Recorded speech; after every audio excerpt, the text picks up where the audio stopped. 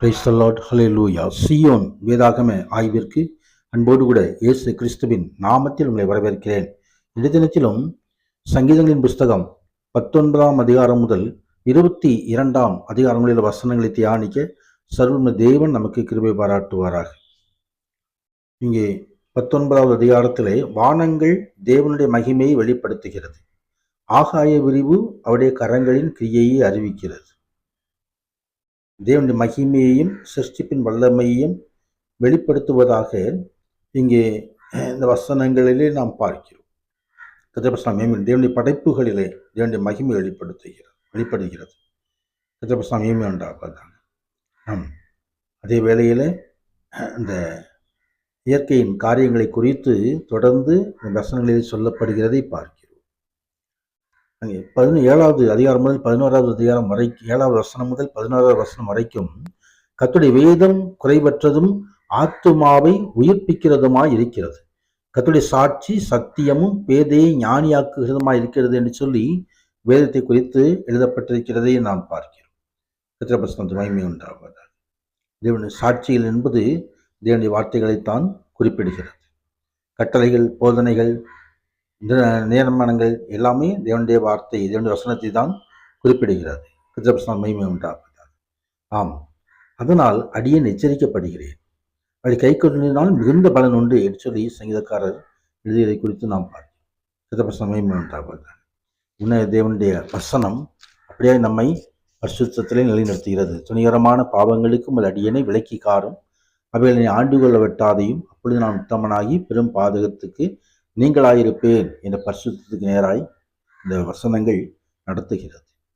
20வது அதிகாரத்திலே 20வது அதிகாரம் மற்றும் 21ஆம் இந்த சங்கீதங்கள் இணக்கமான சங்கீதங்கள். அவைகள் தங்கள் சத்துருக்களுக்கு எதிரான போராட்டங்களை குறித்து நம்முடைய மக்கள் தேவனிடத்தில் ஏறெடுக்கும் ஜெபங்களாகும். 20வது சங்கீதத்தில் யுத்தத்துக்கு முன்பதான ஒரு ஜெபம், 21வது சங்கீதம் அந்த யுத்தத்துக்கு பின்பதான ஒரு துதி.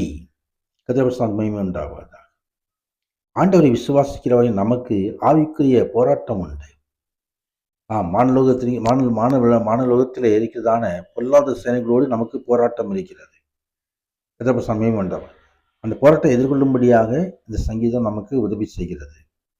கர்த்தருடைய மகிமை உண்டாவதாக. ஆம், தமது மன விருப்பத்தின்படி நம்மை தந்தரளி ஆலோசனைகளெல்லாம் நிறைவேற்றுவாராக. நாங்கள் உமது ரட்சிப்பினால் மகிழ்ந்து தேவனுடைய நாமத்திலே கொடியேற்றுவோம், உங்கள் வேண்டுகளெல்லாம் கர்த்தர் நிறைவேற்றுவார். ரதங்களை குறித்தும் குதிரைகளை குறித்தும் மேன்மை பாராட்டுகிறார்கள். நாங்களோ எங்கள் தேவனுடைய கர்த்தருடைய நாமத்தை குறித்தே மேன்மை பாராட்டு. அவர் முறிந்து விழுந்தார்கள், நாங்கள் எழுந்து நிற்கிறோம். வேண்டாம், ஜெயத்தை தருகிற தேவன்.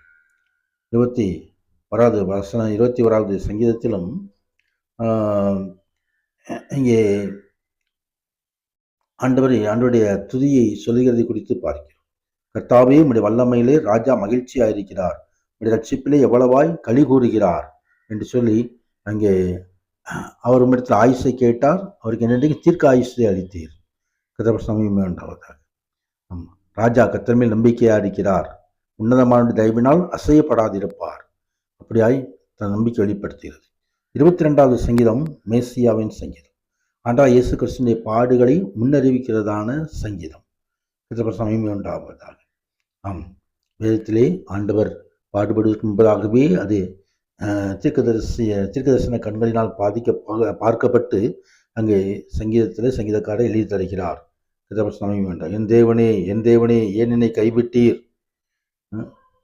சிலுவையிலே ஆண்டவராய் கிறிஸ்துவானவர் சொன்னதான ஒரு வசனமும் அதுதான். நமக்காக சிலுவையிலே அவர் கைவிடப்பட்டவராய் தூங்கிக் கொண்டிருந்த போது எவ்வளவு வேதனைகளை அனுபவித்தார் என்று சொல்லி அங்கே வசனம் சொல்லுகிறது. கர்த்தர் மேல் நம்பிக்கை இருந்தானே என்று சொல்லி ஒரு கூட்டம் பரியாசம் பண்ணி கொண்டிருக்கிறது. உதவி செய்ய யாரும் இல்லை. கைகளையும் கால்களையும் உருவ குத்தி இருக்கிறார்கள். வஸ்திரங்களை தங்களுக்குள்ளே பங்கிட்டு கொண்டார்கள். உண்டாவது. ஆம், அப்படியாய் ஆண்டவர் பட்ட பாடுகளை குறித்து இந்த வசனங்களை தியானிக்கும் பொழுது சர்ம தேவனுடைய மகிமை நம்மை காத்துக்கொள்வதாக, அவருடைய பரிசுத்த நாமத்திற்கு மகிமை உண்டாவதாக. ஆமென், ஆமென்.